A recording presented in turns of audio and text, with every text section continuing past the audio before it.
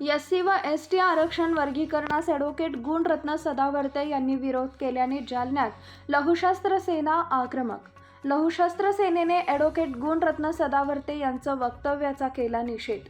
Advocate Gunratna Sadavarte यांच्या विरोधात देशद्रोहाचा गुन्हा दाखल करावा।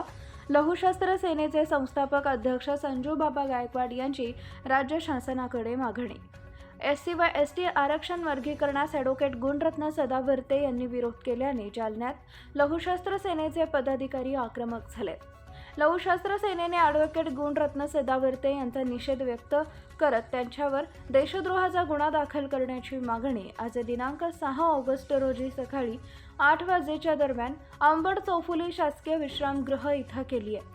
एससी व एसटी आरक्षण वर्गीकरण झालं पाहिजे असा निर्णय सर्वोच्च न्यायालयाने दिला असून त्या निर्णयाची अंमलबजावणी प्रत्येक राज्य सरकारने करावी असे आदेशित करण्यात आले। सर्वोच्च न्यायालयाच्या या निर्णयाविरोधात ॲडव्होकेट गुणरत्न सदावर्ते न्यायालयात याचिका दाखल करणार आहेत। सदावर्ते यांनी न्यायालयाचा अवमान केला असून त्यांच्यावर देशद्रोहाचा गुन्हा दाखल करण्यात यावा अशी मागणी लघुशस्त्र सेनेचे संस्थापक अध्यक्ष संजू बापा गायकवाड यांनी राज्य सरकारकडे केली। सदावर्ते यांच्या विरोधात देशद्रोहाचा गुन्हा दाखल न झाल्यास राज्यात जेलभरो आंदोलन करण्यात येईल असा इशाराही गायकवाड यांनी दिला आहे।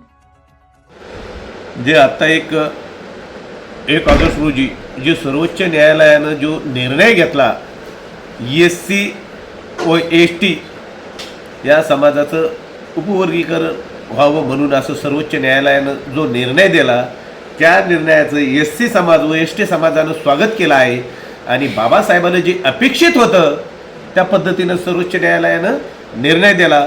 पण जो मनोरुग्ण जो हरामखोर आणि नालायक जो सदावर्ते आहे गुणरत्न सदावर्ते यानं जे वक्तव्य केलं म्हणजे त्यानं न्यायालयाचा अपमान केला। म्हणून मी लघुशस्त्र सेनेच्या माध्यमातून गुणरत्न सदावर्ते यांचा निषेध करतो आणि शासनाला विनंती करतो की गुणरत्न सदावर्ते यांच्यावर देशद्रोहाचा गुन्हा दाखल व्हावा अशी अपेक्षा करतो। नसता लघुशस्त्र सेनेच्या वतीनं संपूर्ण महाराष्ट्रभर जलभरो आंदोलन करण्यात येईल याची सरकारने व शासनाने नोंद घ्यावी।